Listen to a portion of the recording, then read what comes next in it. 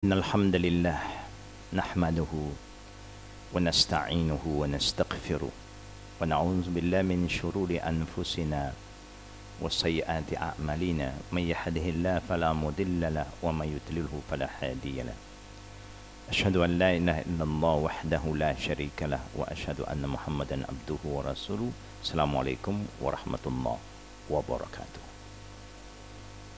I offer you the Islamic greeting again. Assalamu alaikum wa rahmatullah wa barakatuh.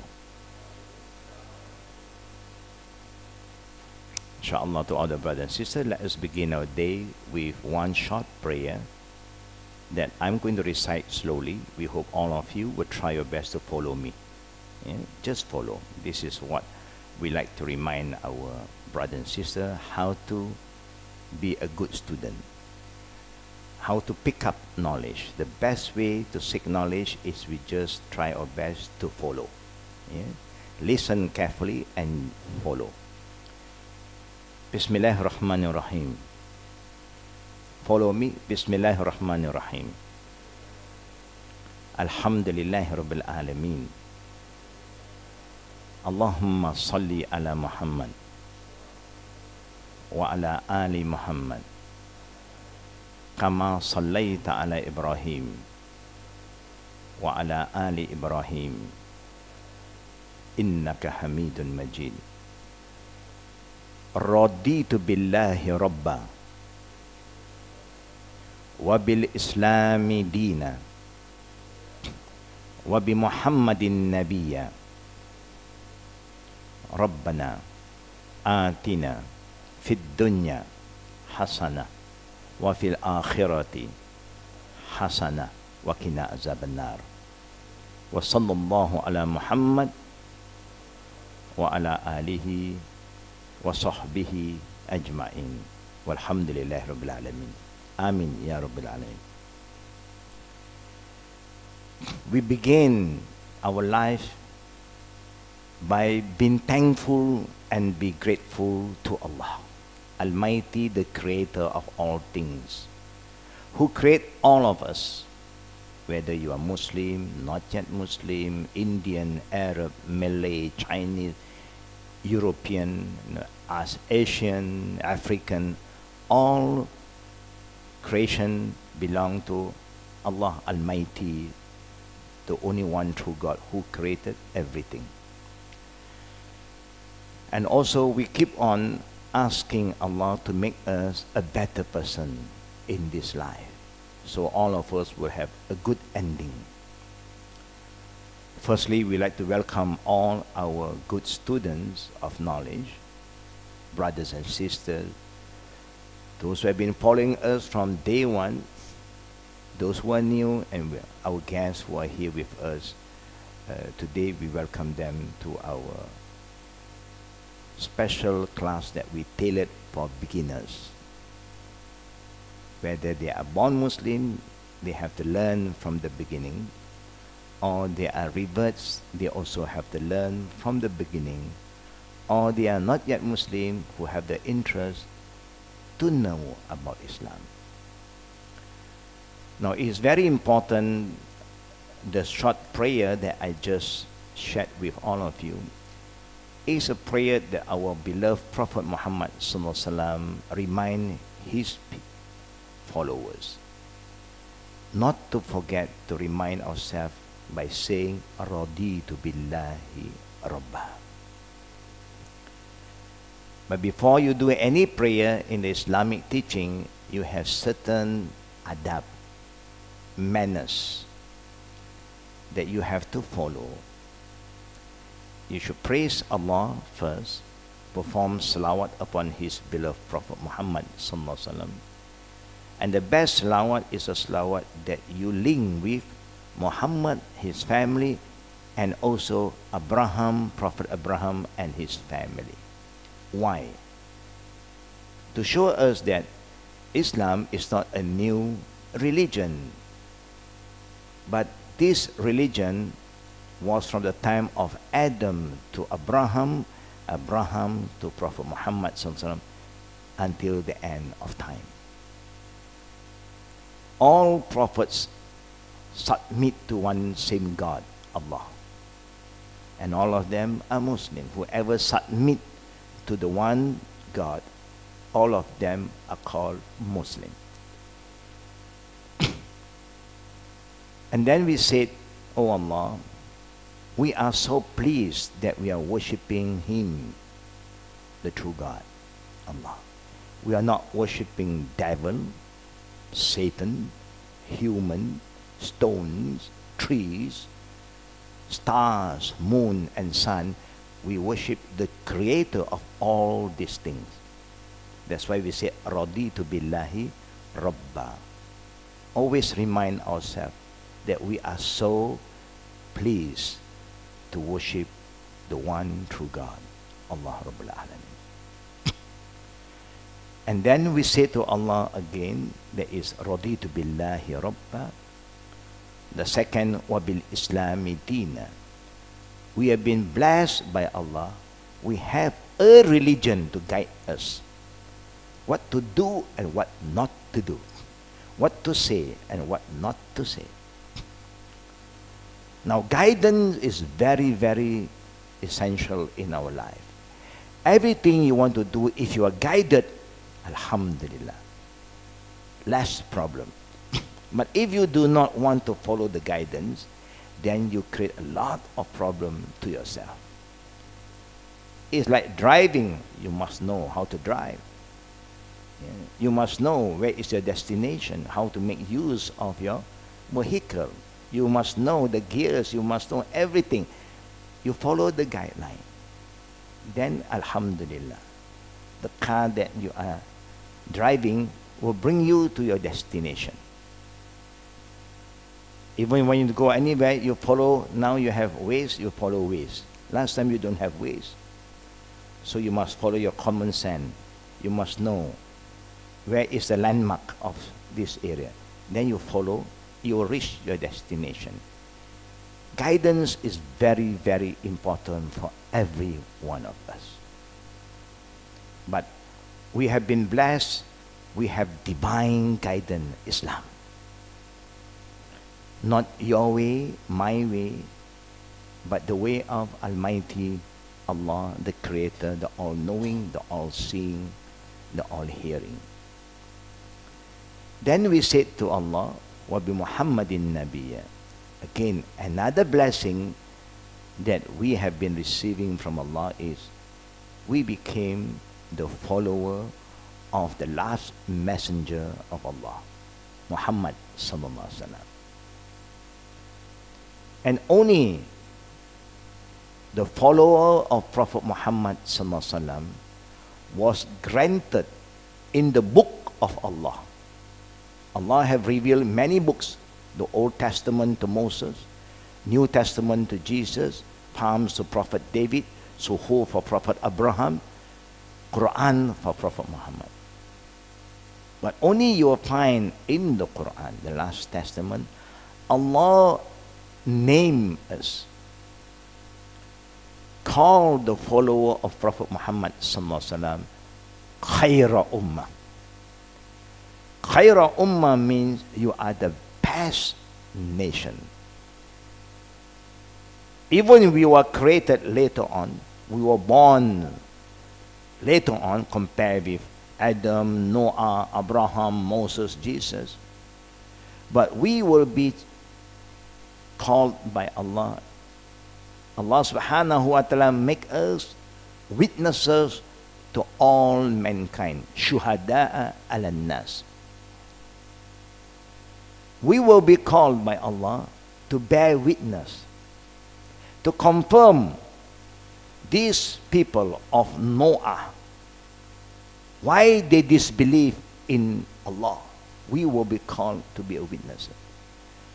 The followers of Abraham, the followers of Lut, Saleh, the followers of Moses and Jesus, we will be summoned by Allah. We are the last nation, but Allah appointed us to be a witness to all nations. And then we end with a short prayer asking Allah. And it's very important, whether you need or not, it's good to be humble. Because you don't know what is going to happen to you. Who knows? Allah knows. But if you humble yourself, ask Him, Allah, to protect you, then His protection is there. But if you're overconfident, I don't need His protection, I know what to do to myself, okay, move, go. You go your way. It's up to you. But then, if something happened, you will regret. This is very important. It's just like when you want to go into the jungle, for what? You go for mountain climbing, you go for all this kind of hiking and so on. You must inform the authority. Why? I have been doing this years in, years out. Yes, but you don't know what can happen to you. Inform the authority, I'm going in. So if you are not out, at least they are aware. There's 1 or 2 or 5 students who have informed us they are going hiking, they are going into the jungle, but they are not out until now. Then it alerts the authority to prepare for a search team. It can save your life. Everything you do is good to ask Allah Almighty for protection. And that's why the dua that we ask, oh Allah, give us happiness, goodness in this life. Because we want to be happy in this world. And also give us good happiness in the next life. And save us from the punishment of hellfire. In the hereafter, the worst place for you to go is hell. In this world, we do not want to go through any suffering unnecessary. But if you have to go through some suffering, then you are ready for it. But we do not want to create problem to ourselves, and that's why Islam always promotes prevention is better than cure. Why Islam said, don't drink, drink wine. Why must you intoxicate yourself? When you intoxicate yourself, you are not in control anymore. Even in Australia, if you drink, there are certain times, they have a lot of checkpoints. Those who are driving car, they will stop you. Those who is going to the seafront, where there are restaurants, whoever want to go to that area where it's so close to the sea, they always have block and checkpoint traffic to check whether you are drunk or not. Why? It's for your own safety. Not only for you, but the safety of others. When you are uncontrolled to yourself, you cannot control yourself. You are intoxicated. You may go and hit anybody. Not purposely. Now you are going to cause a lot of problem to yourself and to others. It may cause death to the other people. And also, you cause a lot of problem to the police. The doctor have to come and so many things. So prevention is better than cure. That is what Islam is about. To save us from self-destruction, and you cause destruction to other people. Sometimes humans are very selfish. It's my body, it's me. So don't tell me what to do, I know what to do. Overconfident. Then you create a lot of problems. That's why Islam is here to teach us to be humble. So brothers and sisters, let us focus on the topic. The topic that we are supposed to share with you is about for any students of knowledge. Whether you are born Muslim, revert, or you are just a beginners. As a student, study methodology is very important. You must plan what you want to learn. There's so many things to learn, so many subjects. So you must be focused. What is more important for you first? As a Muslim, example. Yeah? So if you look at this, yeah, objective, to study the importance or to understand the importance of studying a systematic way and focusing on what is more important, awliyat. What is more important? Now, in the Islamic education, all the Prophet was sent by Allah to focus on one main knowledge first. Knowing our Creator, Allah. Like how important you have to know who you are. Who is your parent? This is how important you have to know the Creator. Who is our Creator? Who is the God who gives us everything? The eye that can see, the ear that can hear. There are humans who have eye but they are blind. They have ear but they are deaf. They have mouth, they have tongue but they cannot speak. But we, alhamdulillah, all the faculties that Allah has given us is functioning. It gives us the pleasure, yeah, to see things, to hear things. Allahu Akbar. So the important subject in Islam, number one, is knowing the Creator. We have shared with you this knowledge earlier. This is just a reminder again. How to know Him. Now you may know Allah very easily. Just believe in Him. You must believe there is a Creator. And His name, Allah. Finish.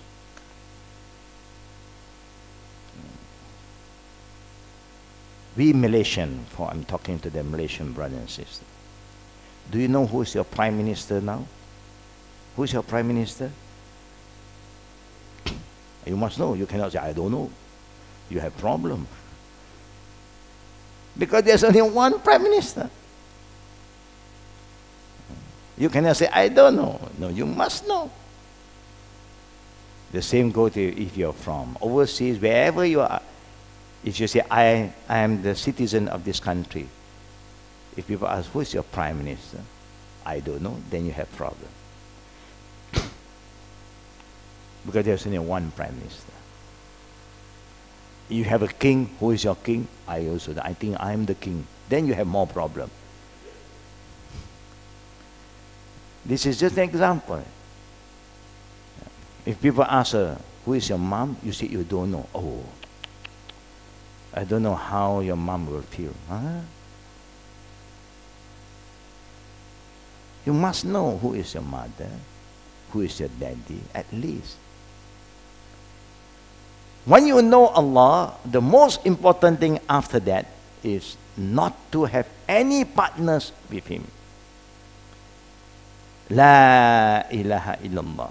The word La ilaha illallah, brothers and sisters, if you can follow this slowly, it starts with La ilaha illallah.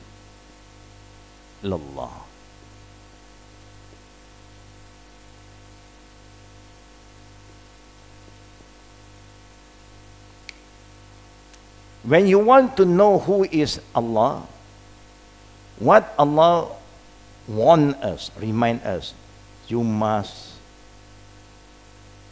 deny. You must deny this or reject. Yeah? Deny or reject. You must say there is no one, no other that I believe illallah, except Allah. There is no other man who is my father except this man, my father. There's no other woman that become my mother except this lady is my mother. You can say, this is my mother, and that woman also my mother. And then your mother get more confused. Huh? And you say, this is my father, this is father 1, father 2, father 3. And then people get more confused. Then your real mother will say, I have father 1, father 2, father 3. Are you telling me that, I have slept with these 3 men? You have problem. So you must make sure that you deny. And then you confirm. The only one that you believe is Allah. Focus on this. Think that you are not sure, you have the right to ask. Yeah? Now this is the objective. Understand the importance of studying in the systematic way, focusing on what is more important. Number 2, when you seek knowledge, brothers and sisters, you must always try to be consistent and follow the step. Don't rush. Don't burden yourself. This is what they used to remind us, and not overwhelming. Oh, you want to learn so many things at one time. No need to burden yourself. Even the prophet, when he started his mission, he started with just knowing the Creator. No praying, no fasting, nothing yet. Just know the Creator. And when you have the understanding about who is Allah, then it's easy for you to follow the other steps. No more problem.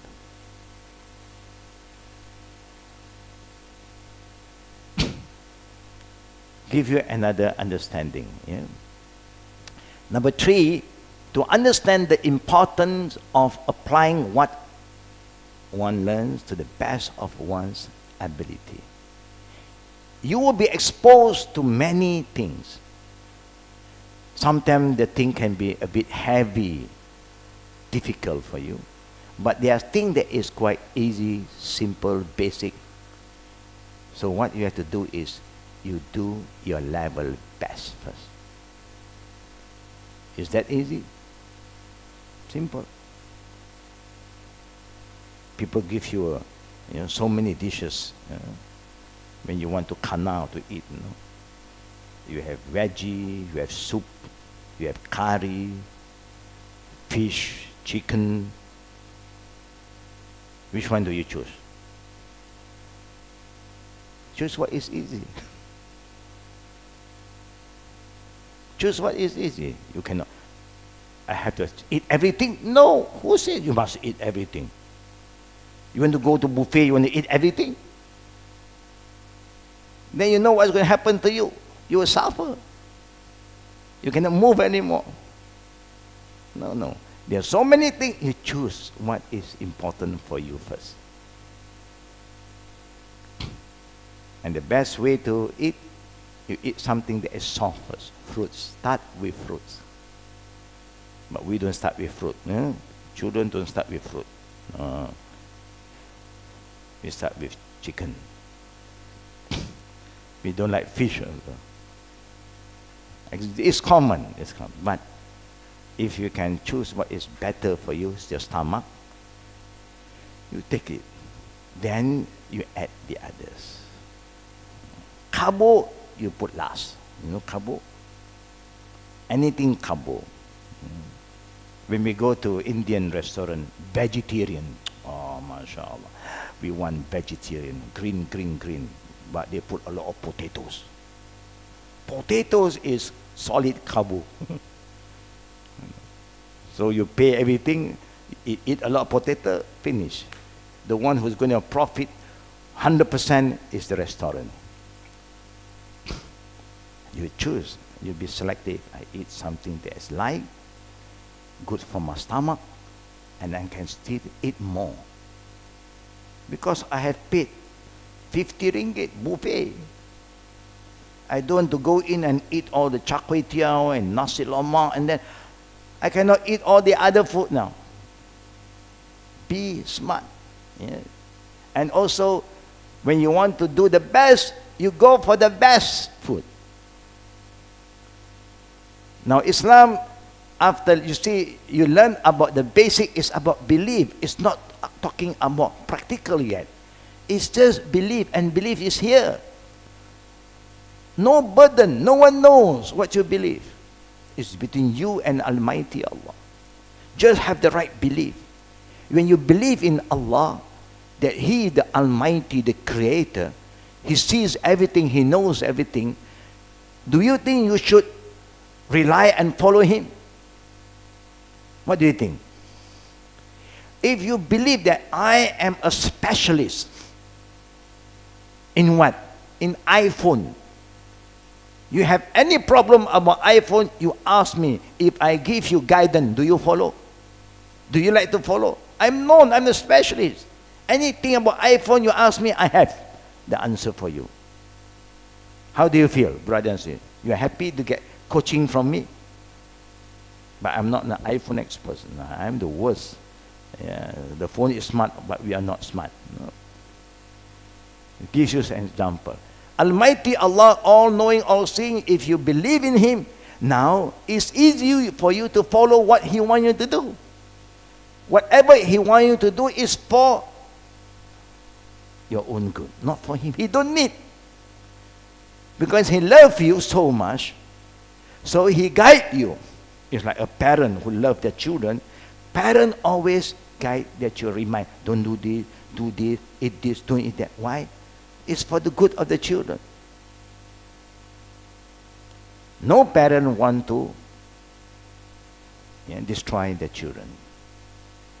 Unless he's a crazy parent. Yeah. Because crazy people, they don't even know what they are doing, so they will destroy themselves. But crazy people also have some extra mileage, you know. Crazy people, they go to bars, nobody would call them to pay any money. They have free drive, you know. They can have free ride. They can jump over the fence, no problem. Nobody can say anything. You know, crazy people, they have extra things also. That's why, but to be a Grab driver, if you have a crazy passenger, you cannot carry them. You cannot. Dangerous. You know? Because they don't know what they are doing. So this is important. When you believe in Allah because you have the right belief, what is more important, aqidah, then you go step by step. When you go step by step, brother and sister, as a beginner, a Muslim, the first thing you learn after you accept Allah, you accept Prophet Muhammad, then you learn how to keep yourself clean. Allah loves those who are clean, clean people. And that is why, if you go back to the book, The Guidance of Islam, the first chapter is about knowing the Creator. Iman, faith, belief. The second part, cleanliness. Why cleanliness is important? Every one of us do cleaning every day. Do we clean ourselves every day, boys? Yeah? Do you wash yourself or no? No, 1 week I wash one. I only take bath once in a week. Then you know what's going to happen to your body. You know? Everybody must always stay distant from you. And because your body is having very strong what? I don't know strong what, but there's something strong there. You know? Just about your mouth. Do you brush your teeth every day? Yeah. Can you say, no, I only brush once in a month. Economy. You know, because I don't want to waste the toothpaste. I don't say, only 1 month I brush my teeth. You don't know what's going to happen. The way you talk, people got to stand away, respect you. You know, they don't want to come close to you. No more close up colors. Because it stinks. It have a kind of very powerful smell. You know. Even your cat run away from you. Cleanliness is important. All of us agree. You have to clean yourself, clean your bed, clean your place that you want to sleep. You clean the place that you want to eat. Cleanliness is important. So tahara comes in. And it's very something that you do daily. And that's why you learn step by step. Something that is more important to keep yourself clean. But Islamic cleansing is more than normal cleansing. Even when you want to pray, you cannot just come and worship Allah without cleaning up yourself, taking ablution. That is how you come. To learn ablution, just 5 minutes, khalas. It's not difficult. You just have to open your eye and look at the teacher. How our Prophet taught us to take ablution. Wudu, known as wudu. Do you take a bath every day? Yes. Then you learn how to take the major ablution. Something you do daily. You take a bath every day. Even you are not, it's not required for you to take major ablution, because we are learning, you can try. When you know that taking major ablution is this way. So while you are taking a bath in the morning, you do it. You don't have to wait for until you are married. Normally the major ablution is only required when you are married, when you have any relationship with your husband, or the husband with your wife, or when you have wet dreams, or for the woman, you have your period, your menses. After that, you have to take a major ablution. But can you try to take some major ablution without going through all that requirement? Yes. Because you are taking a bath every day. Just train yourself, so that when the time is, you have to do it, you know. And that's how it goes. Something that is practical, something you do daily, you focus on that. It's not difficult. Like eat, drinking. We all eat and drink every day. So learn. Learn what is halal. Is that difficult? No. How to eat with your right hand. Is that difficult? No. Wash your hand before you want to hold the food with your hand. Do that. When you have this discipline, wherever you go, people know you are a clean person. You know. When you want to serve food for somebody, boy, do you go to the table and then you stretch your hand, dig your nose, and you take some fruit? Do you do that? What happens if you do that? And the person's, they saw you, you and go and grab some food. I don't think you like to take the food from that guy, because you are not a clean person. Any food store, if they don't keep their store clean, I don't think you like to go there and buy their food. No. So cleanliness is very basic. So this is where we focus on. Learn how to keep yourself clean, known as tahara. So you learn how to, step by step, cleanliness according to Islam. There are two types of cleanliness. One is the normal cleanliness. You just wash normally. But when it comes to Islamic way, you have his own way to take ablution, minor, major, and the normal cleaning. And the normal cleaning. Now, when you learn all this, that is very basic, it's easy for you to apply, because you are doing it daily. But think that I show you one example. You know that when a Muslim passes away, what should we do to their bodies? What should we do? What should we do? Somebody must come out to wash the dead body. That one you don't have to learn yet. You know, even you don't have that knowledge, you die, you don't have to wash your body. Why? Because you can't wash your body. Because you are dead. Only the living will do this. Somebody among the one who is living have to come up, and that one you don't have to learn first. Yeah, because somebody will do it for you. Yeah. You learn what is necessary first. What is more important. Yeah? And you can apply it daily. Something that you do daily. Eating, drinking, cleaning, washing yourself is something you do it daily. You focus on that. Then you see the beauty of this religion. You are clean in your belief now. Your heart, your mind is pure. You don't have partners with Allah anymore. You don't associate Allah with anything, any form of images no more. Khalas. You know who is your God.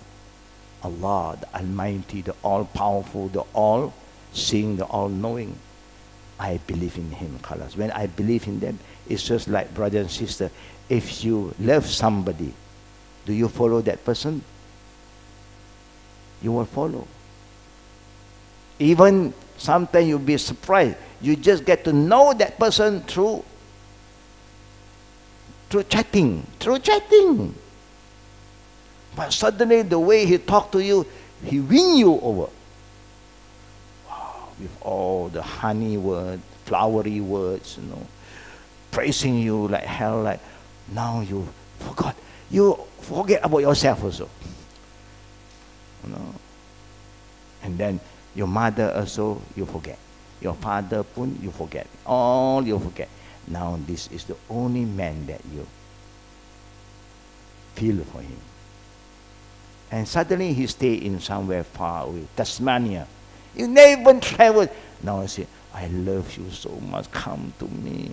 Don't worry. I have no money. No problem. I will send a ticket for you. Do you think you will go? Normally, do you think you go? Normally, do you think you will go? Yes, man. When you're in love. When you're in love, khalas. Papa, mama, no more. Even Papa rich, Mama poor, I don't care. There is Papa rich, Mama richer. And there should be a restaurant in the future. We want to have a restaurant. Mama richer. So you compete with Papa rich. Now, what is important, brothers and sisters? Normally, yes. When you have faith in somebody, and you love that person, so easy for you to follow. Nothing can stop you anymore. Your father can say, no, you don't even know him. Papa, you don't know him. We will say to our father, I know him better. Astaghfirullah. You don't even be with him a day, not even an hour, not even 10 minutes. All is through chatting. And your father, from the day you were born, he was with you. You are telling your father, you do not know him. Don't you know who is your father? You think your father want to destroy your life? No, you do not know who is there over there. They can put a face, not him, another face. We thought that, oh, this is the man, looks so handsome, but that is not the real man. So he sent a ticket, you are going to go already, bye-bye. Your father said cannot, your mother said cannot, you will plan. Then you leave a letter, love letter, Papa, Mama, don't have to worry about me. I'm in safe hand. I'm writing a letter, so don't look for me. I am in safe hand. I will call you later. Your parent wake up, where is my daughter? Gone. Went into the room, something missing. Want to make a police report, she have left a letter. Don't worry. I'm in safe hand. I'm not being kidnapped. Don't worry. Suddenly you reach Tasmania. Then you send a message, Papa, I'm in Tasmania. Okay. Can you imagine your father, your mother, who is always there for you, suddenly you just disappeared because of a stranger. And now you start to learn about real life. You think that guy is going to protect you? You are nobody to him. Who are you? But your father, your mother will protect you. This is just an example. Yeah? You want to learn, go step by step. Don't rush, and then understand what you have learned in the best way, and then apply it. The fourth level, to understand why not to get into long discussion. Now, as a good student in the beginning, because we are new, we are just starting to learn like a baby. Don't argue. You can ask, no problem, but don't argue. Because why? You waste a lot of time. If I tell you do this, the best student is sam'a wa ta'a. The best nation is the companions of the Prophet. Why? These are the group of believers who have this kind of character. Sami'na wa ata'na. We hear and we obey. That's why they become the best student. Because a teacher will be very happy to produce good students. Parents will be very, very happy to have righteous children. Now, how to be a righteous student? How to be a good student? Just be a good listener and follow. If Papa said, do this, you say, okay, I hear Papa, and I obey. Your father can live longer. If the mother calls you to do, and you listen, yes, mommy, and I will do whatever. You make your mother so happy that you will never regret. Simple. But normally when the mother said, they call the son or the daughter, Fatima, you see, they become your slave. Why you torture them? You have the energy, you can run faster than them. You know what time is breakfast. They are preparing, you are ready. Now they have to prepare everything, and they have to call for you. And you will say, yes, mommy, but you never move. Yes, you are still up there. Now your mommy is cooking, preparing everything. She sweat from the morning, prepare everything, the good food for you, and you become like a big boss, but small size. Your mother has to scream at you, breakfast ready? Yes, mommy. Never move yet. This is the yes without movement. How do you feel to be a mother?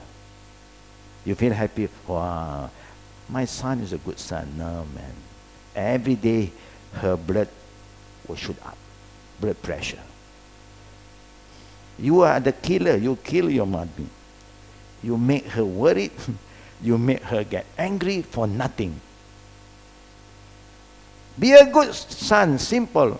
You know what they are doing, just come in. Daughter, you know your mother is going to the kitchen, just follow her to the kitchen.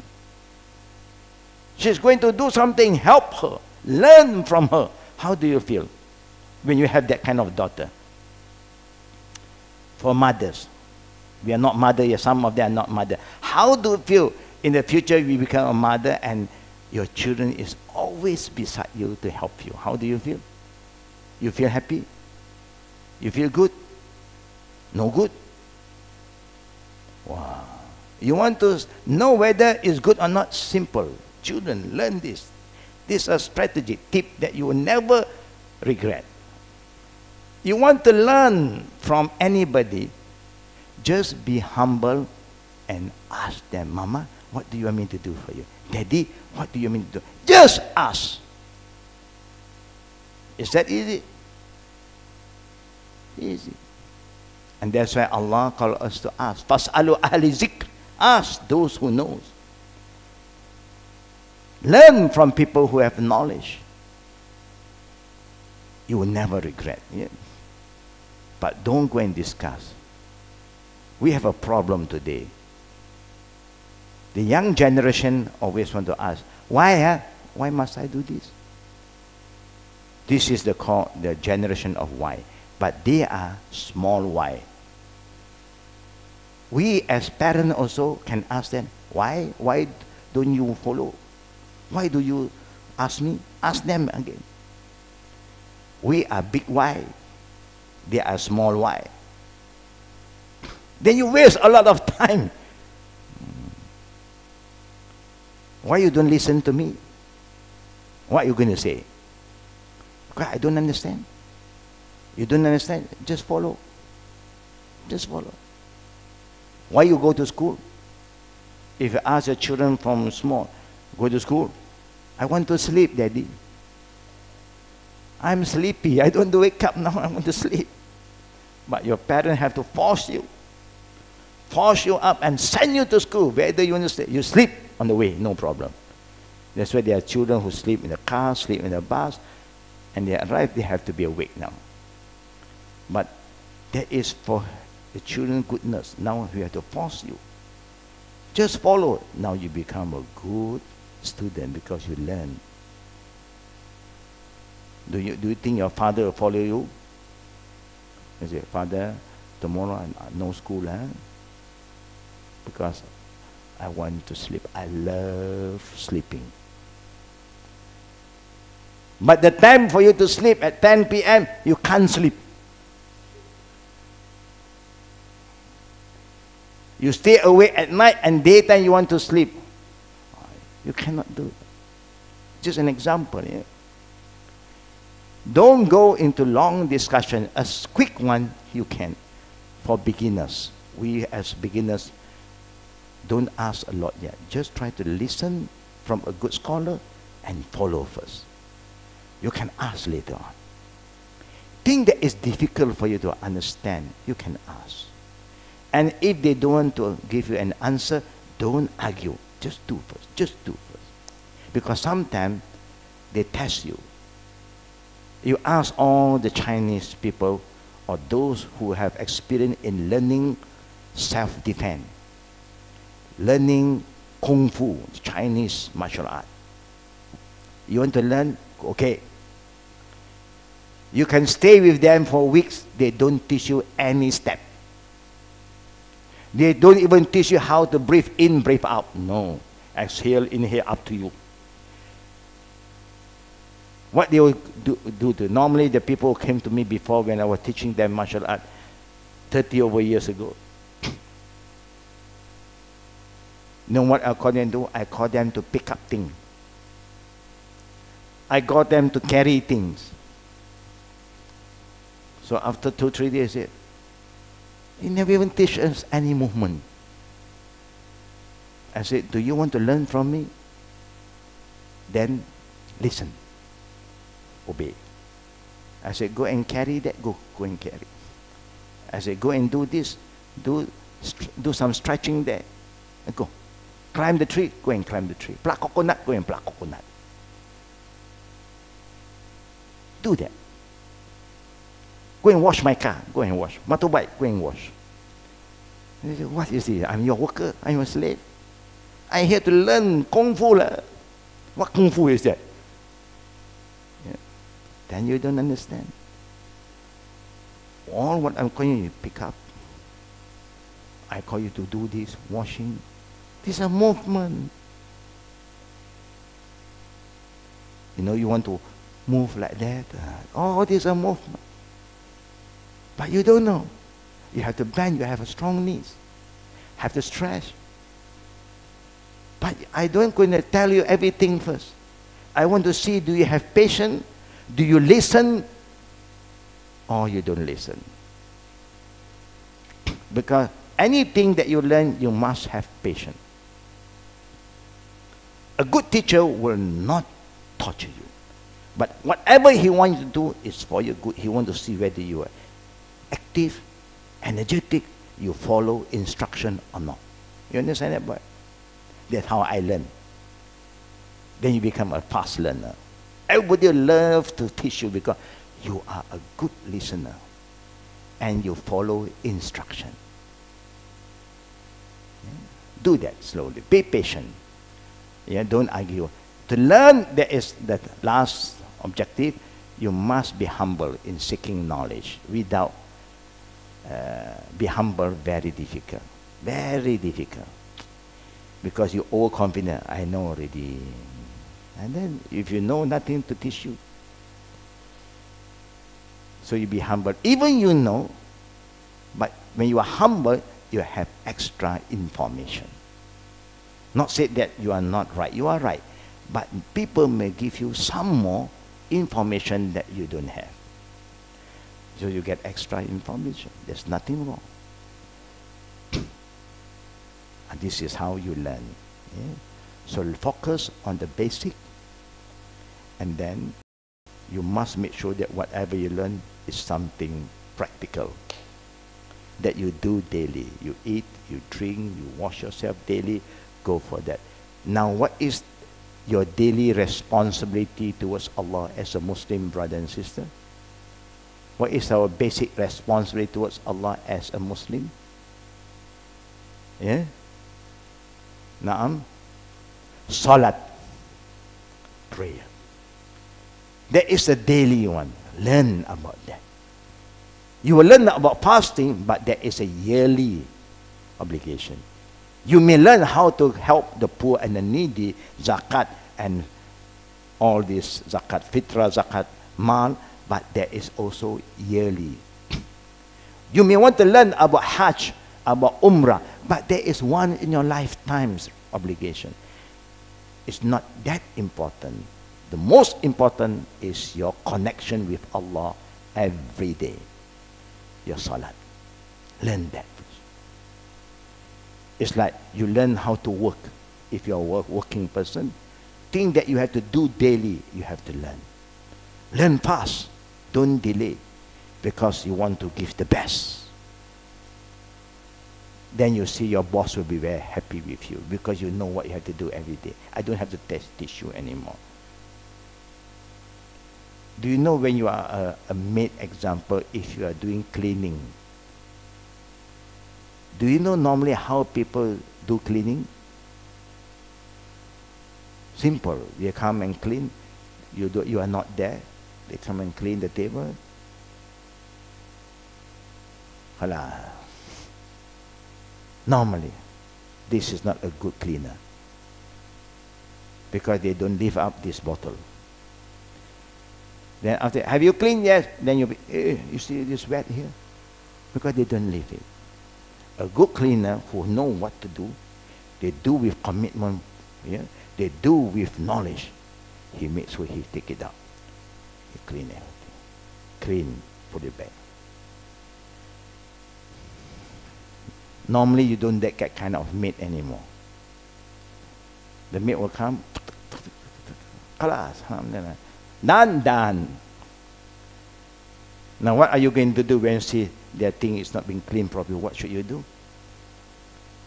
You get upset. You get angry. You are not happy. What will you do normally? What will you do, brother and sister? You scold him? Come here, come here. You have cleaned this table? What is this? You can do that if you want to train him to be a good cleaner. But if you pity this lady because she has been cleaning from year 2000 until 2008, maybe cleaning from 10 years working for you now. She is aging too. Now she cannot do everything anymore. What should you do? What should you do, sisters? I'm talking to the sister first, because brother is not at home. Brother always outside. What do you do, sister? Can you get upset? Can you get so upset and then wait for your husband to come back, complain to your husband, and get a new maid? A new maid is the same person who has the same character, worse than the first one. Then you got for another worker again. The best thing, the small thing, be humble. Because when you train yourself to be clean, there's nothing wrong for you to give a helping hand. Thing that they don't do, you just lift up the bottle and clean. Khalas. No headache. No upset. But because you think, I pay you.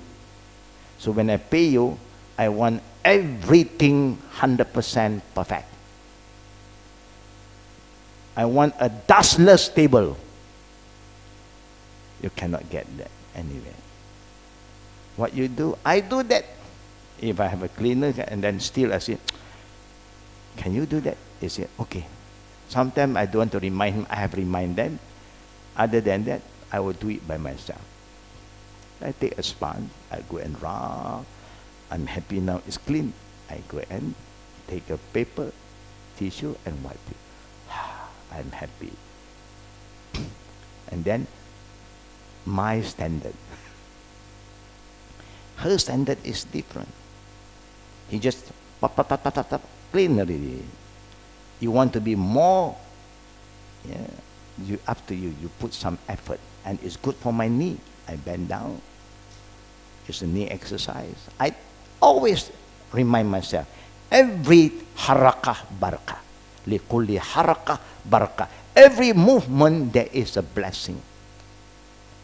There's nothing wrong for you to move. But then you're also happy, relaxed. You're not upset. You're not angry. If not, you get angry. You look at the maid. The maid also don't want to see you. You know, because you know, when I work and this woman is there, she is like a devil. You know? Now she's cursing you now. While cleaning, she's cursing you. You want that to happen? No. May Allah bless us. Okay, brothers and sisters. So there's so many things for you to learn, of course, but we focus on what is more important. Think that you do it daily and be consistent. Yeah. So a lot of people want to learn so many things in a short period, then you may not learn properly. When you rush, it's not good. Just go slow, but do it daily. You will see the benefit. Yeah, will come back to you. Brothers and sisters, this is one part that I have tried to share with all of you. There are so many things, just like you see. You can learn about Muslim history. Is good. You may want to know a bit about the different mazhab if you have extra time. Then you move on. But what is important, you just learn about the aqidah belief, about cleanliness, and your prayer. Focus on that. And do it. Do it daily. When you still have problem, focus on that area so that you master the basic thing. Every month we organize 1-day course, just focusing on cleanliness and prayer. How to pray alone, how to pray in congregation, how to perfect or complete your prayer if you are a latecomer, how to perform prayer when you are traveling, how to perform prayer when you are not well, how to perform prayer for the funeral. Everything for 1 day. Just the basic. Exposed to all Muslims the basic thing that you will be exposed to daily. And then when you have that understanding, alhamdulillah, this class have benefit a lot of people. And we have been conducting here, also in offices, and also local and overseas. They like this kind of program because simple, something that you do daily, and you can improve it very fast, inshallah. So this is what I like to share with you. Anybody like to ask me any question on this area? Anyone? Any question from the sisters? Anyone from the brothers? You can understand what I'm trying to share with all of you today. Something simple, practical, and be kind to yourself. Don't rush. Don't burden yourself. Why? Because even Allah said in the Quran, لا يكلف الله نفسا إلا وسعها. That Allah do not want to burden you.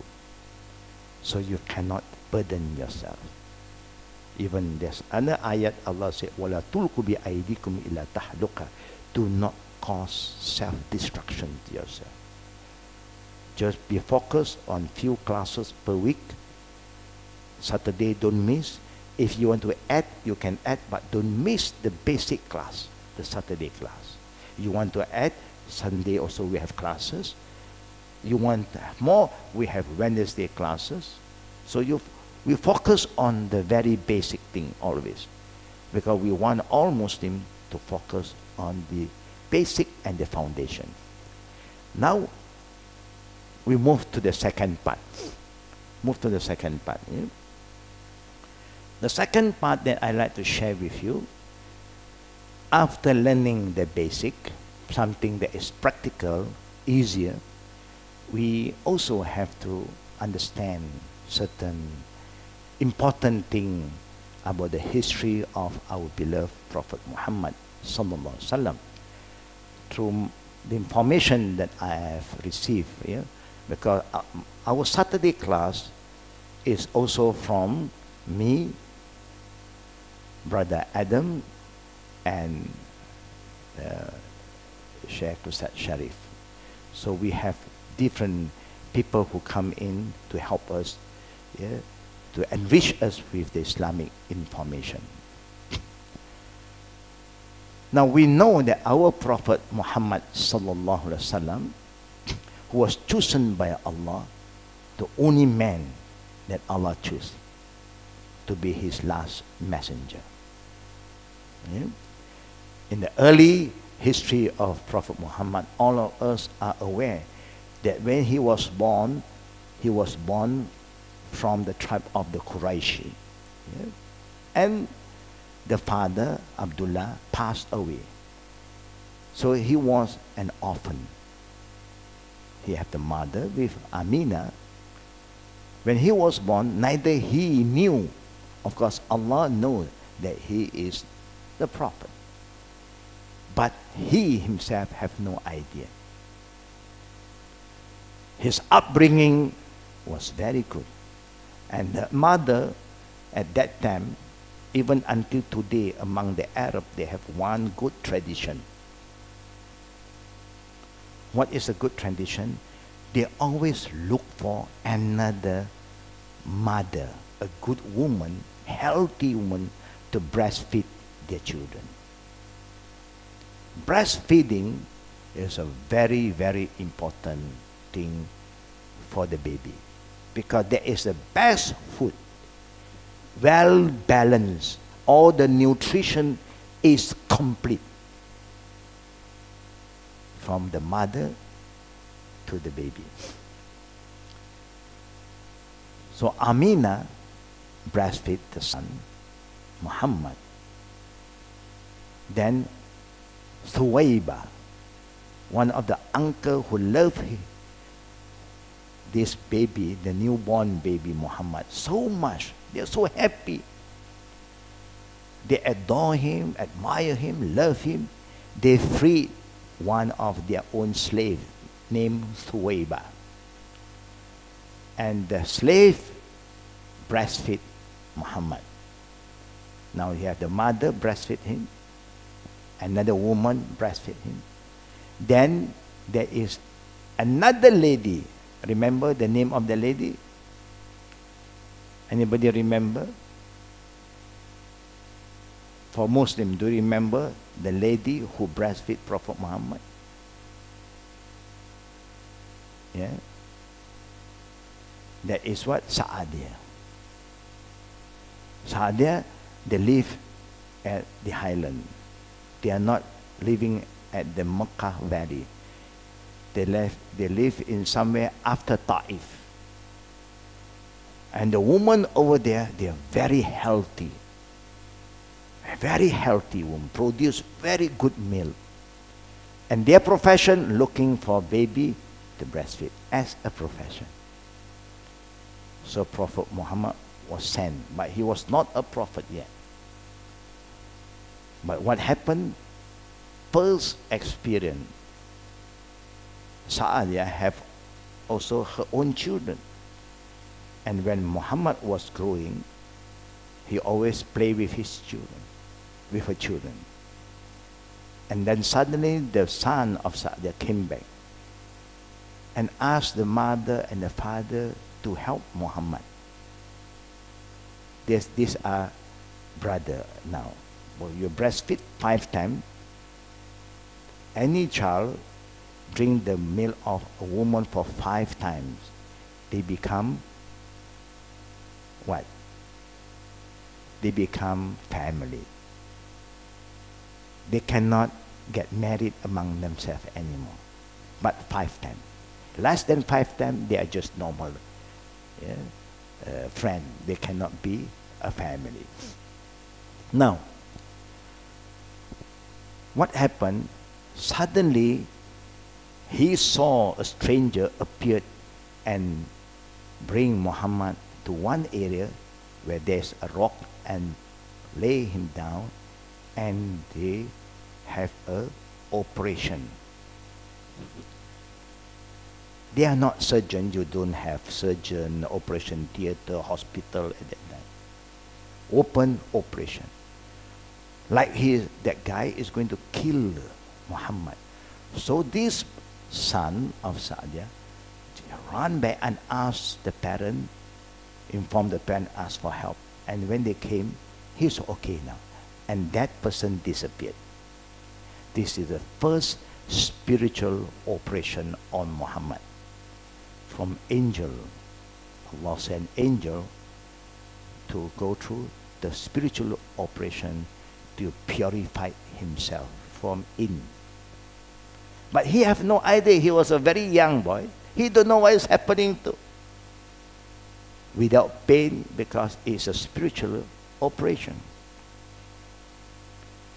Then when he grew up, they sent him back to Mecca. He became a very noble young teenager, where everybody admire him. He never lie when he speak. He's a very hardworking, committed young teenager. Everything you entrust him, you don't have to worry.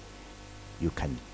He proved to be a very trustworthy young teenager. People love him.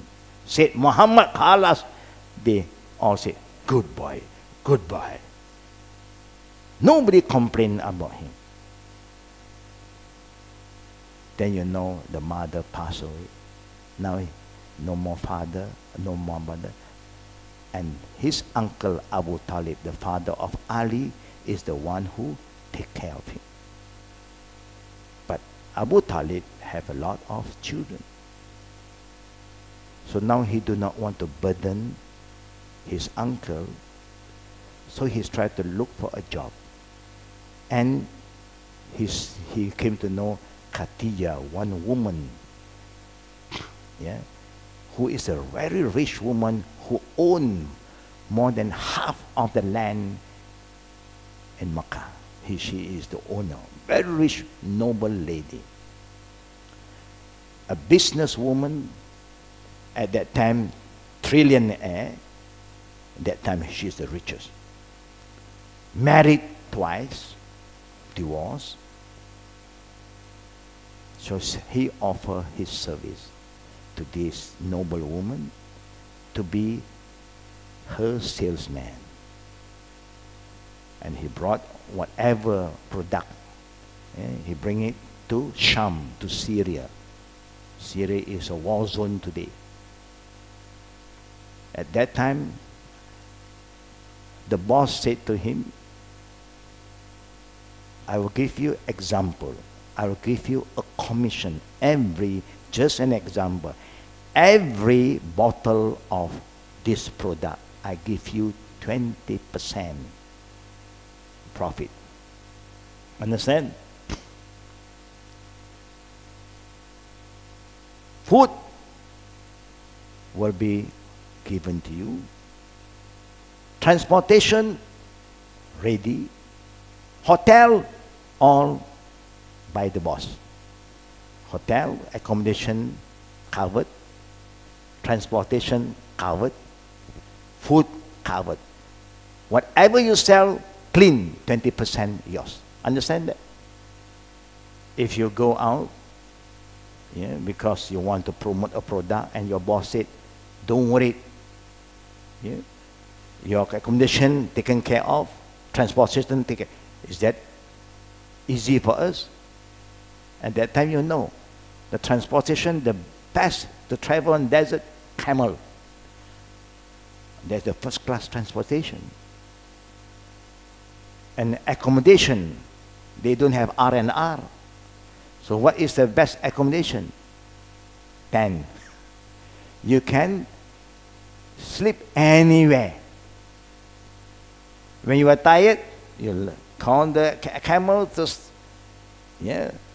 to just rest, and then you get the tent and you start your first class accommodation. Food is very easy. You carry food with you. Muhammad is a very unique salesman. He was not a greedy man. He is not a liar. He never cheat. He never lie when do business. If the boss said 10 real, you got 20%. Now he will go 10 real, 10 real, 10 real. No more. Some people don't have enough money. No problem. Give me what you have. He is very kind.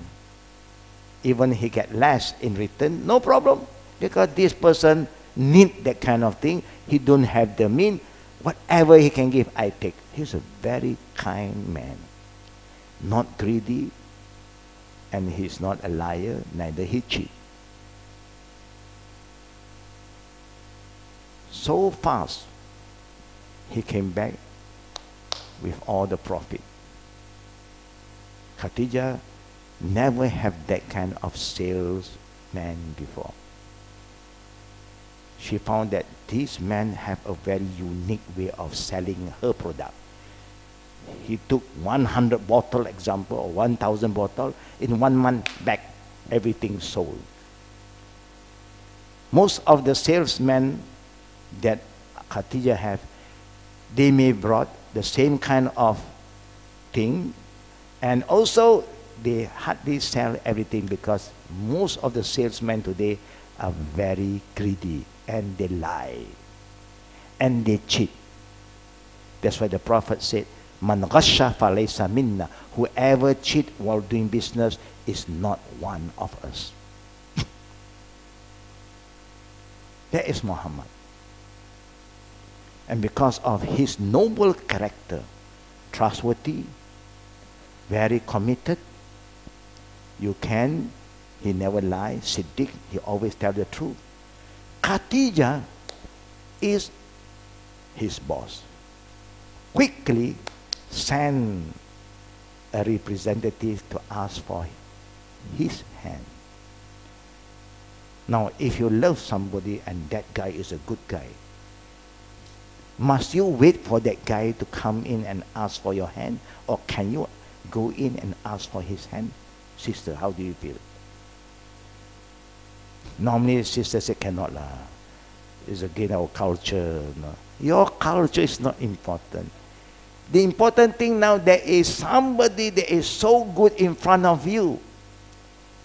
And he is still single. What do you think? Shy? If you are shy, then other people will come in. You are late. Khadijah used her wisdom. It's not easy to get this kind of man. A gentleman, a noble man, a trustworthy man. You can get many men who are not gentlemen. They are just men on the street. The street man. Public man. But they are not good men. But this a noble character. Immediately she just sent a representative, asked for his hand. How old is Khadijah? How old Khadijah at that time? 40. Muhammad, how old? 25. What's the difference? 15 years. No problem. Today, big problem. Your mother said, how can man? Cannot. 5 months older pun problem. Before 15 years, no problem. Why? It's not the age that counts. It's the value, the character. Yeah? that they have value, not the age. You want somebody young, everything young, old man also young, heart young in heart. Nobody have old heart or young heart. But I'm not saying you cannot choose, you can. Alhamdulillah, they got married. Khadija have all the money. Muhammad, salesman, orphan, nothing, no saving, zero saving. Very humble. But he is being honored, respected by his people. When they have any problem, they will go to him. Even he is younger, because he is a very wise man. He never ill-treat, show disrespect to anybody. He loved the young, he respect the elders. That is Muhammad. He's very kind to everybody. He helped the woman, the elderly woman. If she saw some elderly woman carrying heavy thing, immediately he'll come to her, let me help you. That kind of man. You understand why? If you are healthy, energetic, give a helping hand, inshallah, more muscle. This is why you don't want to do anything, eat, this muscle come out. The bad muscle getting bigger and bigger and bigger. This one small, all small, here big. Imbalance. That's not good. Yeah, just an example. Now this Muhammad, when he reached the age of 40, he was witnessing what is happening around him. The people fight against each other for small things. The bigger tribe, the stronger tribe oppress the small tribe. The rich exploit the poor, and so on. No respect for women at that time. Women have no value. Woman is like an object. They use, they chuck you, class, finish. You have no right, zero right. That is the time. Now he, as a man, felt something is very wrong, but he don't know how to help his people. People don't listen to you as a great teacher, Sifu, because you are young. I have to take a break. I'm going to isolate myself in somewhere. And he looked for a cave. Guahira. He find the cave to be a very quiet. They need. Sometimes we need. True or not, brother and sister? When you're not at peace, do you need to be isolated for a while? Yes, you need that. That quiet environment, so that you can think straight, you can reflect, you find your peace. So he went, and down, in again, out again, many times. And his wife gave him all the support that he needed. Prepare food, go. But then one day, at one night, when he was staying there, he experienced something he never experienced before. A voice just appeared to him and said, "Iqra, ya Muhammad, Iqra. Read, O Muhammad." Wow. You know, when you are in a cave alone, suddenly a voice came to you, mate, you chabut already. Jinn, real jinn, the strong jinn is coming now. I don't think you want to stay there more. You will fly if you can fly. But Muhammad, maybe Allah have prepared him for that. He respond, "Ma ana biqari'in, I can't read.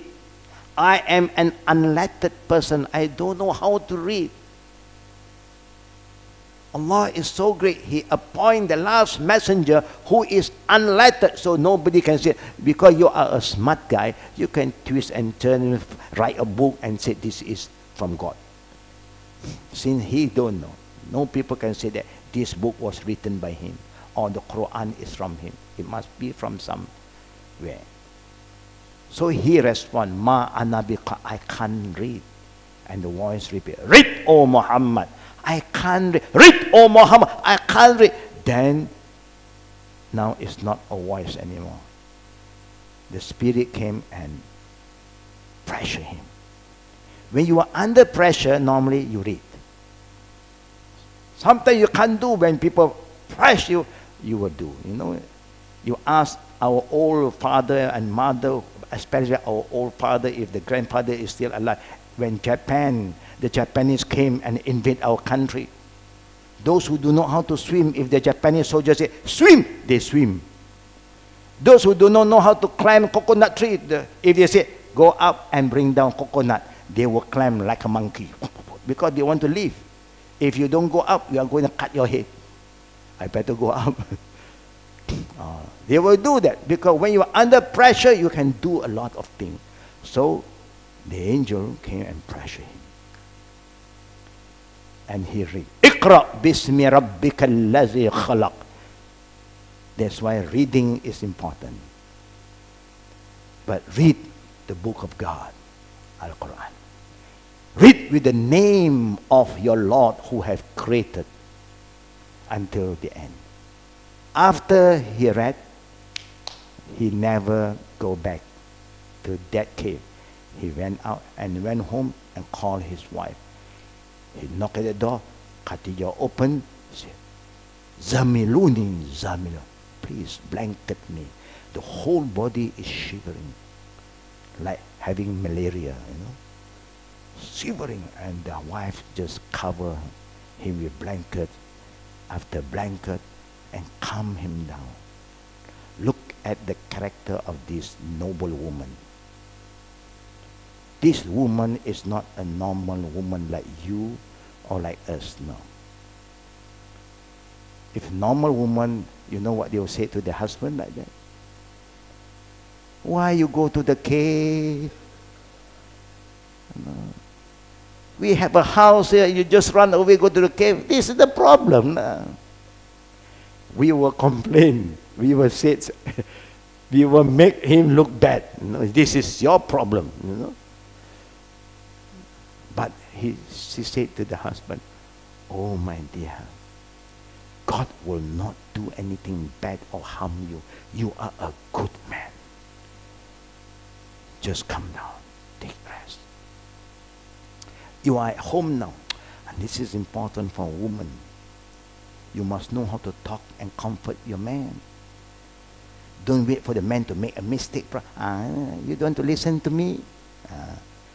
You pandai, smart. You think everything you say is good. You know what is good for you. And now you learn the lesson. Allahu Akbar. Then Allah Rabbul Alameen planned that this man, after he come down, the wife said, I will bring you to see my uncle. He is a wise man. He learned about the book, the early book. And they went, and Warqa bin Nawfal said, what came to you, O Muhammad, have came to Moses, have came to Jesus. You are the promised one, the last messenger of Allah. If I survive, when you are appointed to be the messenger, I will be there to support you. Don't worry, just go home. Muhammad, being a man, he have no idea. Is that sure? Are you sure that I am the messenger? He have no idea. But neither he go to the cave anymore. No more caving. Khalas. After that, Iqra, no more caving. He always stay at home and sleep. And then the angel came to his house. No more in the cave. He don't come to the cave, the angel come to him. While he was sleeping, then the angel came. And the angel said to him, Ya ayyuhal muddathir, qum fa'anzir, wa rabbaka faqabbir, wa thiyabaka fatahhir. This is a heavy message. Suddenly the voice came, oh, one who blanket yourself. Because every night when the Prophet remember incident, he would blanket himself. Now he came, oh, you who blanket yourself, raise up Wake up, come up, and go out and call the people. Tell them who is Allah. Tell them that you are the messenger of Allah. That is the beginning of his mission when he reached the age of 40. Iqra, not yet.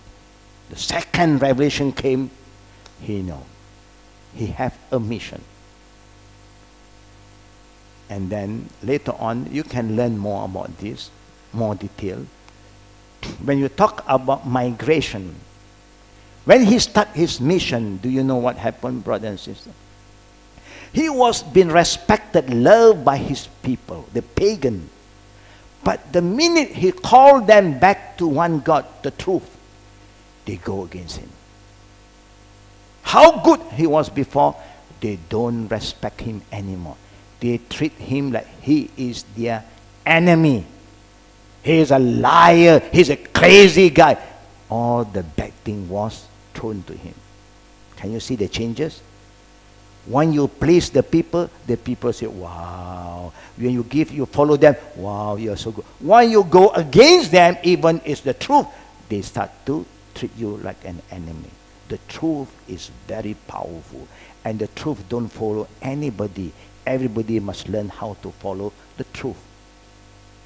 Truth is bitter, brothers and sisters. Yeah? We know what is right, what is wrong sometimes. But to accept what is right is not easy. You must have the sincerity and the faith that you want to be a better person. Then it's easy. Yeah? When you are wrong, people say you're wrong. It's so difficult to accept that too. Even you know you're wrong because you have your ego. No, you don't understand. Now they are going to say that you don't understand. Just be humble. It's very important. So people start to go against him. He just teach people to be good, to be kind. Now please respect the woman. The woman is like your mother. You are not here without a woman. Is there a man who will give birth to you? Don't you think of that? Oh, then they start to think, oh, why we bury all the baby girl?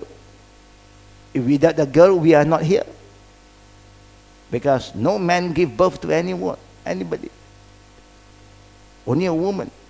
Then they start to open their mind and think, oh, it's true. Why must we kill? Why must we bury our baby girl? We must honor them. Then the respect towards women start to grow.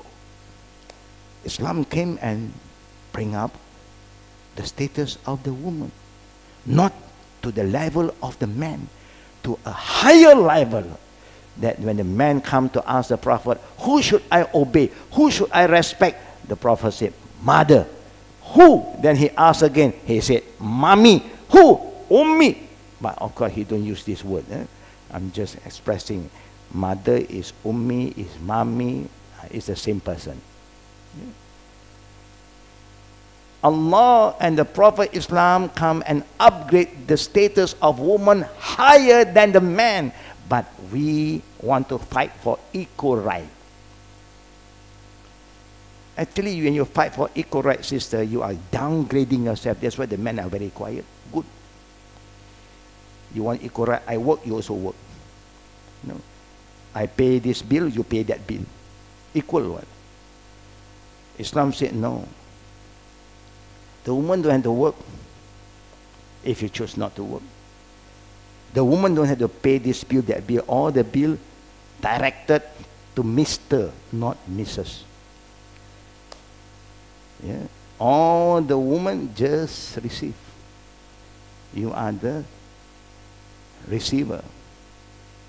Remember that when the man want to marry you, you don't have to give him mahar, dowry from the man. But some tradition we have problem. Yeah. The woman have to give the man. No. Man must give. Woman take. Marriage is give and take. Man keep on giving. Woman keep on taking and keep. Alhamdulillah. Bad time, a woman give back. Good time, she's safe. Is that good? Good news or bad news, sister? Good news. Good. Don't feel bad. The brother is good because you are helping them, honoring them, giving them their right, and you will see if something goes wrong with you, they are the first one who will come and support you. Mother, woman are ready to sacrifice everything for whom they love. Yeah? Now, then the people start to oppress them, torture the believer. Whoever is become Muslim, they torture them. So there are times the Prophet have to instruct them to migrate.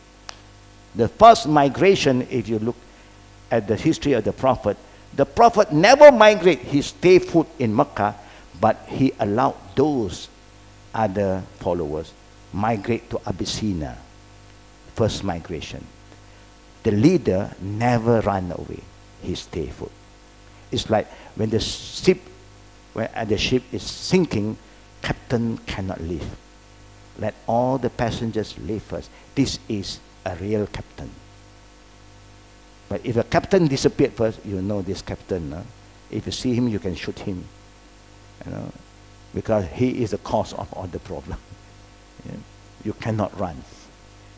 The Prophet later on, he moved to Medina, the first migration. But I would like to share with you, brothers and sisters, about one thing, the word migration. The word migration is Islam called hijrah.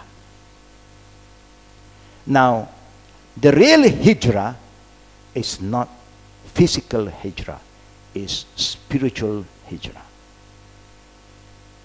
That means migration, you are moving, you are changing from one environment to another environment. Now, if you live in a neighborhood that is not good, do you want to migrate to another neighborhood to find peace? Better. But when you make migration, you must remember you want to migrate to a better area, a better environment. But you also must migrate yourself. Migration is you yourself first. You must change your way, your behavior, your character also must change. If not, you keep on changing houses, you still are having the same problem because you are the problematic person. Wherever you go, no neighbor are friendly to you because you yourself are not friendly to others.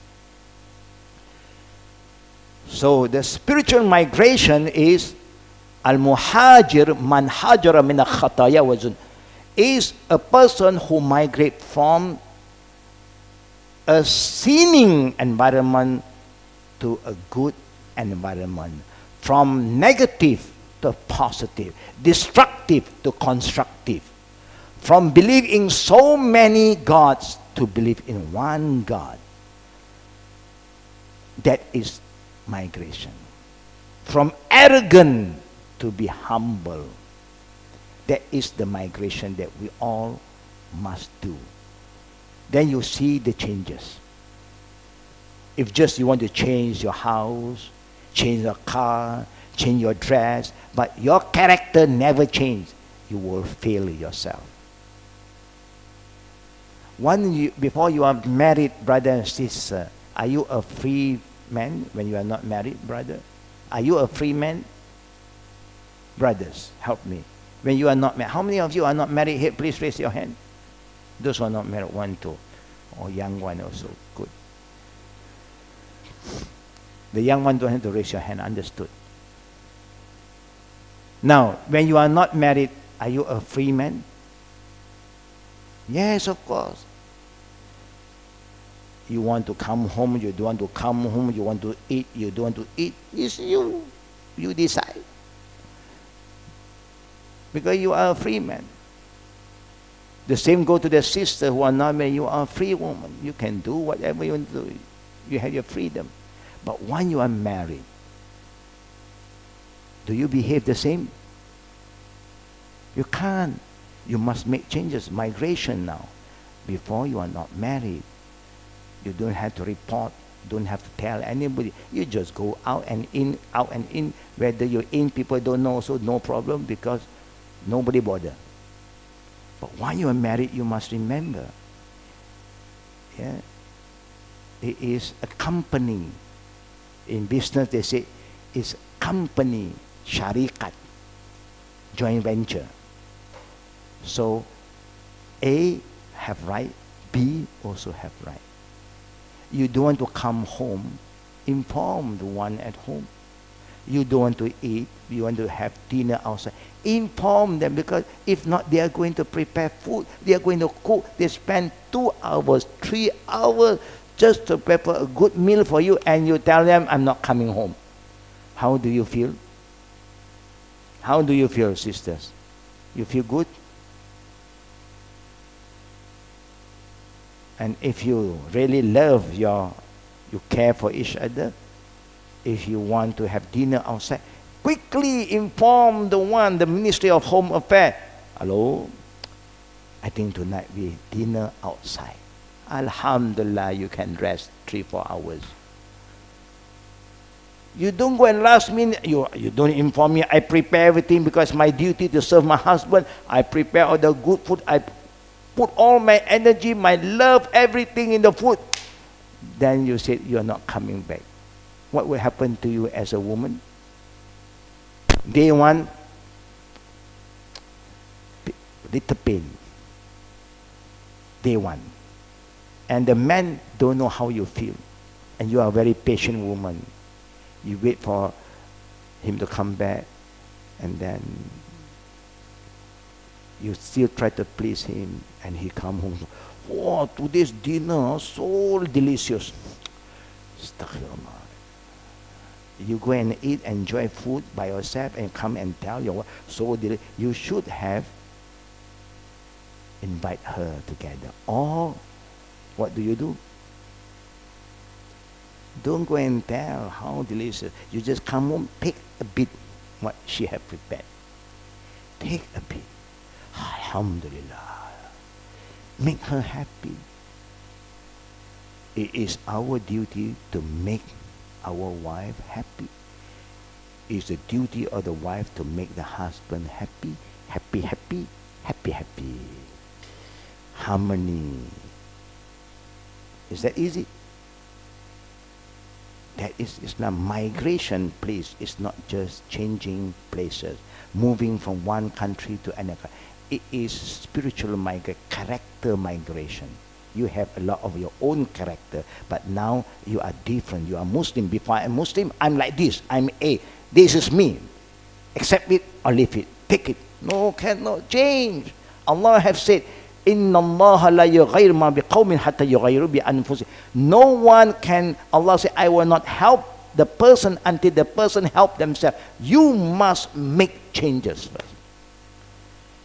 Before, if you are rude to your parent, today after become Muslim, I will not be rude. I don't raise my voice in front of my parent anymore. Even how wrong they are, I will have the patience, the wisdom to talk to them in a very good manner. You must make changes. The same go to me. When I'm not a Muslim, my mother scream at me, I scream back to her. A scream to a scream. It's fair. You shout at me, I'll shout at you. Khalas. But after you become Muslim, you know Allah said, cannot be rude to your parent. Don't raise your voice in front of your parent. You have to be clear. Yeah, okay, mom, okay, mommy. Mommy said, right, okay. Smile at her. No problem, mommy, what you say, no problem. Be patient. And now they see the changes in you. They will love you, and they love your religion. You must make changes. Changes is within ourselves. We know our own character. Some are good, some are not good. The not good one, make a migration. Inshallah, after you know this, if you make this migration, you can experience the goodness that come to you. Inshallah. You have temper, everybody have temper. Yeah? And don't go and throw things and break and then you suffer. Yeah, some people are so tempered that they cannot hold anymore. They start to break things. Why you break things? Don't break things. Just go in the washroom, take a bath. Cool down yourself. Still cannot cool. Still the heat very okay. Go and buy one packet of ice and soak in the bathtub. You can guarantee your temperature will subside. I do that sometimes, that not because of anger, to cool down my body heat.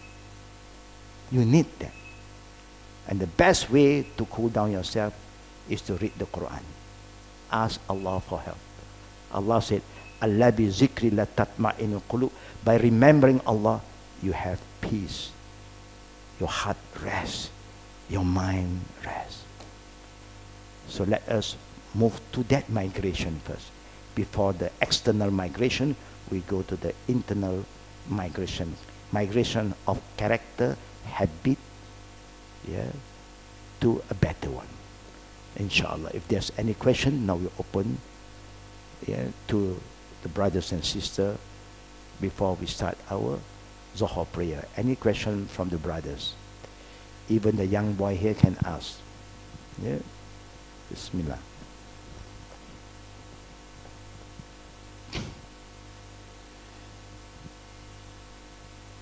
The young girl, any question from the young girl behind? No. Any last question from the sisters? Can you all follow our explanation today? Is that easy? If you want to learn anything, you want to ask anything, please focus on something that is practical to you, something you can do by yourself easily. Concentrate on that first. Yeah. Brothers, back to the brother. Any question from the brothers? No. So when there's no question from brother and sister after our classes, we believe and pray that you have the right understanding, and we hope that Allah will make it easy for us to implement, apply the knowledge that we have learned in our daily life. And if you encounter any problem, brother and sister, don't wait until Saturday. Don't wait. Quickly overcome that problem. It's like when you are in pain, you have disease, you have sickness, quickly look for medication. Don't wait until another week, because you don't know what's going to happen to you. If you wait, you overcome the problem immediately. It will help you to move forward faster and become better, inshallah. So may Allah forgive our wrongdoing, help us to become a better person, a better son, a better daughter to our parents who are not yet Muslim, and also a better husband, a better wife among us, and a better friend among fellow Muslim brothers and sisters. Amin ya Rabbil Alamin. Wabillahi tawfiqi wal aqri da'wana walhamdulillah alamin. Subhanakallahumma bihamdik. Recite this with me together so that Allah will forgive all our sins. Subhanakallahumma wa bihamdika ashhadu an la ilaha illa anta astaghfiruka wa atubu ilayk. The meaning of this prayer is we glorify Allah and we say, "Oh Allah, there's none worthy of worship except you alone. We ask you for your forgiveness and we repent to you. May Allah forgive our sin and accept our repentance." Assalamu alaikum warahmatullahi wabarakatuh.